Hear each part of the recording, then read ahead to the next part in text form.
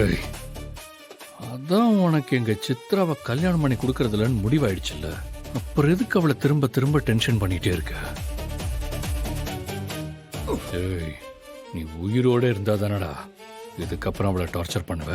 உன்னை சாவடிச்சிட்டா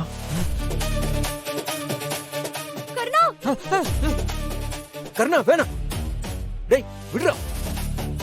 டேய் வேணான்னு சொல்றல்ல, விடு. இப்ப நீ இவனை கொன்னுட்டு ஜெயிலுக்கு போறதுனால யாருக்கு என்ன பிரயோஜனம்? இவன் ரொம்ப பெரிய தப்பு பண்ணியிருக்கான். சட்டப்படி போனா இவனுக்கு ஆயுள் தண்டனை கூட கிடைக்கல. அதான் இவனை மாதிரி ஆளுங்களுக்கு கரெக்டா இருக்கும். சட்டப்படி தண்டிச்சா மட்டும்தான் தப்பு பண்றவனுக்கும் ஒரு பயம் வரும். அதை விட்டுட்டு இப்படி கொலைக்கு கொலை, பழிக்கு பழின்னு ரவுடித்தனம் பண்ணி தெரிஞ்சா யாருக்கும் எந்த பிரயோஜனமும் இல்லை. இப்போ நீ அவசரப்பட்டு அவனை நீ கொலை பண்ணனா இது பெரிய பிரச்சனையாகி சித்ராவோட வாழ்க்கை தான் பாதிக்கப்படும். இங்க பார், நான் சொல்றத கேளு. அவனை விட்டுரு. ஆமா கருணா, சார் சொல்ற மாதிரி இவனுக்கெல்லாம் சட்டப்படி தண்டனை கொடுக்கணும். அப்பதான் இவனை மாதிரிலாம் வெளியில சுத்திட்டு திரியிற எல்லாருக்கும் பாடமா இருக்கும். இப்ப வேண்டாம், விட்டுரு. இவனை போலீஸும் கோர்ட்டும் பாத்துக்கும்.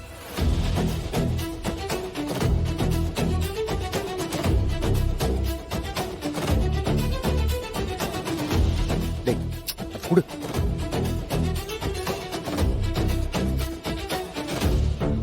பாய்ஸ் சார், இவனை அரெஸ்ட் பண்ணி கூட்டிட்டு வாங்க. Okay sir. ரொம்ப தேங்க்ஸ் சார்.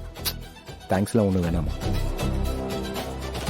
கர்ணாவுக்காக நான் எது வேணாலும் பண்ணுவேன். டேய் கர்ணா, உனக்கு இப்ப கல்யாணம் ஆகி ஒரு லைஃப் இருக்குடா. நீ என்ன புண்ணியம் பண்ணியோ தெரியல, உனக்கு ஒரு நல்ல ஒய்ஃப் கிடைச்சிருக்காங்க.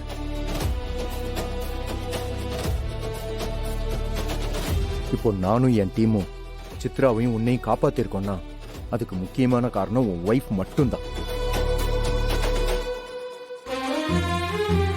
என் வாழ்க்கையில இப்படி ஒரு துணிச்சலான பொண்ண நான் இப்ப வரைக்கும் பார்த்ததே இல்லடா.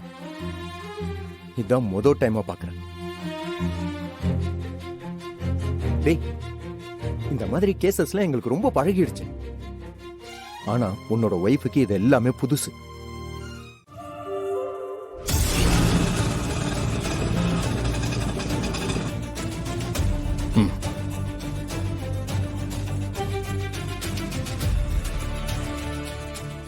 சில்லற இல்லப்பா.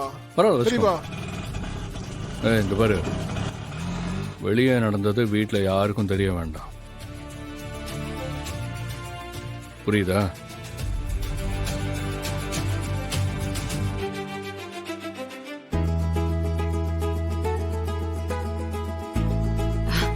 அக்கா, கருணா வந்துட்டா. அப்படியா? ஆமாக்கா. சரி அக்கா சீக்கிரம் வாங்க. அம்மா ஜெயந்தி, கர்ணா வந்துட்டானா? ஆமா மாமா. என்னம்மா அப்படியே நின்னுகிட்டு இருக்க? ஆஸ்பத்திரியில இருந்து வந்திருக்கான். ஆரத்தி எடுக்க வேண்டாமா? போய் அதெல்லாம் ரெடி பண்ணிட்டு வா. சரிங்க மாமா. போ போ. அக்கா ஆரத்தி எடுக்கணும்க்கா. ஆமா, அவன் ஏதோ நம்ம குடும்பத்துல ஒருத்த மாதிரி ஆரத்தி வர எடுக்க சொல்றாரு. அவன் கெட்ட கெடுக்கு இது ஒண்ணுதான் குறைச்சது. ஏய் திவா, என்ன வாசலுக்கு கூட்டிட்டு போடா. அம்மா என்ன கைவிட்ட? உன் அம்மா உன்னை கைவிடல கருணா. என்னை பொறுத்த வரைக்கும் உன் அம்மாவோட ஆசீர்வாதம் அவங்க உன் கூட இருக்கிறதுனாலதான் இந்த ஆக்சிடென்ட்ல விபரீதமா ஏதோ நடக்காம சின்ன காயத்தோட தப்பிச்சிருக்க. இப்படி எங்கெங்கயோ என்னால பார்க்க முடியாத தூரத்துல இருந்து என்னை காப்பாத்துறதுக்கு பதிலா என் கூடவே இருந்து என்னை பார்த்துக்கிட்டு இருந்திருந்தா என்ன அனாதன்னு சொல்லிருக்க மாட்டாங்களே. இங்க பாரு, இதுக்கப்புறம் நீ அப்படி எல்லாம் நினைக்காத. உனக்கு ஒண்ணுனா நினைச்சு ஃபீல் பண்றதுக்கு நாங்க எத்தனை பேர் இருக்கோம் பாத்தியா? உனக்கு ஆக்சிடென்ட்னதும் வீட்ல இருக்கிற எல்லாருமே துடிச்சு போயிட்டாங்க. சீக்கிரமா சரியாகணும்னு கடவுள் கிட்ட வேண்டிக்கிட்டாங்க. அந்த அளவுக்கு மேல அக்கறை எடுத்து பாத்துக்கிற ஆள் இருக்கும்போது நீ எப்படி அனாதையாக முடியும்?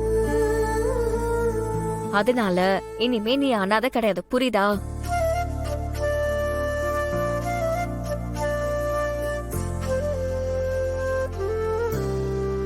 ஆமா, நீ எதுக்காக இவ்வளோ ரிஸ்க் எடுத்து என்ன காப்பாத்தின? ஆ, எங்க அப்பா ஹாஸ்பிட்டல்ல அட்மிட் ஆகி ஆபரேஷனுக்காக வெயிட் பண்ணிட்டு இருந்தப்போ நீ எதுக்கு எனக்கு ஹெல்ப் பண்ண? அது நீ எந்நேரமும் என் கண்ணு முன்னாடியே சுத்திக்கிட்டு இருந்த.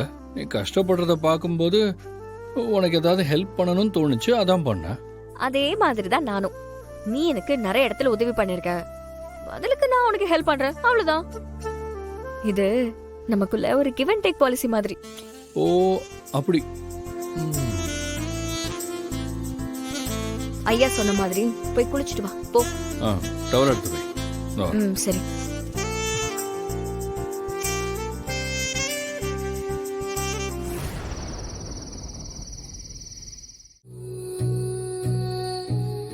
ஏ என்ன பண்ற?